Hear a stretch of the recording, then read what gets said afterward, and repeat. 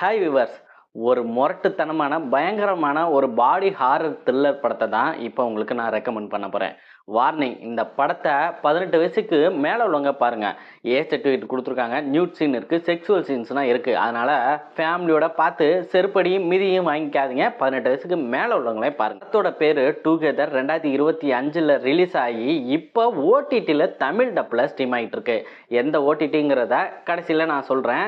இந்த படத்தோட கண்டென்ட் பார்த்தீங்கன்னா, டிம் அண்ட் மில்லி இவங்க 2 பேருமே லவ்வர்ஸுங்க. ஒரு லாங் டைமுக்கு அப்புறம் ஒரு கிராமப்புற பகுதிக்கு இவங்க குடி போகிறாங்க. அந்த வீட்டுக்கு பக்கத்தில் ஒரு சின்ன காடு இருக்குது.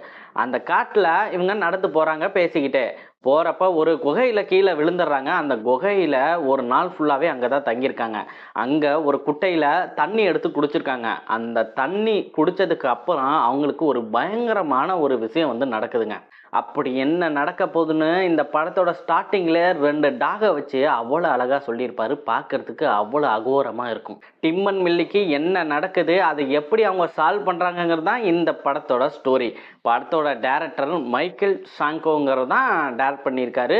இவருக்கு இதுதான் முதல் திரைப்படம். இந்த முதல் திரைப்படமே அட்டகாசமாக பண்ணியிருக்காரு. டேவ் பிராங்கோ, அலிசன் ஃப்ரீ இவங்க 2 பேர் தான் இந்த லீட் ரோல் வந்து பண்ணியிருக்காங்க. அவ்வளோ அற்புதமாக பண்ணியிருக்காங்க, சூப்பராக நடிச்சிருக்காங்க. இந்த படத்தை நீங்கள் ஃபஸ்ட்டு பார்க்குறப்ப ஃபஸ்ட்டு ஒரு 3/4 மணி நேரம் உங்களுக்கு கொஞ்சம் பொறுமைங்கிறது வேணுங்க. இந்த மில்லிங்கிறவங்க யார், அவங்க என்ன வேலை பார்க்குறாங்க, இந்த டிம்முங்கிறவன் யார், அவன் வந்து என்ன வேலை பார்க்குறான், எதனால் ஒரு டிப்ரெஷனில் இருக்கான், அதை எப்படி வந்து கடந்து வரான் அப்படிங்கிற ஒரு சின்ன சின்ன அவங்களோட ஒரு சின்ன ஸ்டோரி என்ன சொல்லுவாங்க.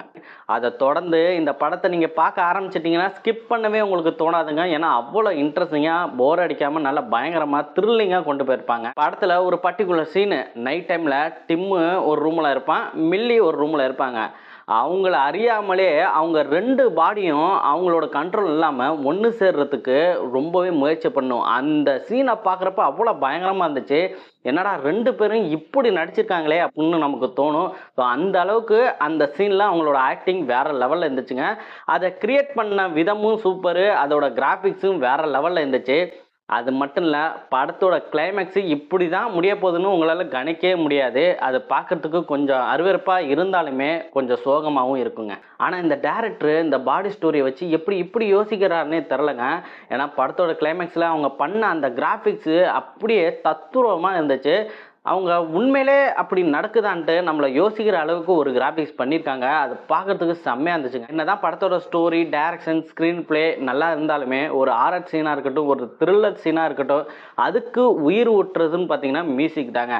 அந்த மியூசிக் எந்த அளவுக்கு இருக்கணுமோ அந்த அளவுக்கு இருக்கணும். அது இந்த படத்தில் வேறு லெவல்னே சொல்லாங்க. ஒவ்வொரு சீனுமே அந்த ஹாரர் சீனு வரத்துக்கு அந்த மியூசிக் வந்து அவ்வளோ சூப்பராக இருந்துச்சுங்க. கேட்கறதுக்கு நல்லா இருந்துச்சு. சரி, வளவலன்னு பேசாதடா, எந்த ஓடிடியில் இருக்குன்னு ஃபஸ்ட்டு சொல்கிறா அப்படிங்கிறது நீங்கள் கேட்குறது நல்லாவே எனக்கு தெரியுது. அமேசான் பிரைமில் தமிழ் டப்பில் இப்போ ஸ்ட்ரீம் ஆகிட்டுருக்கு.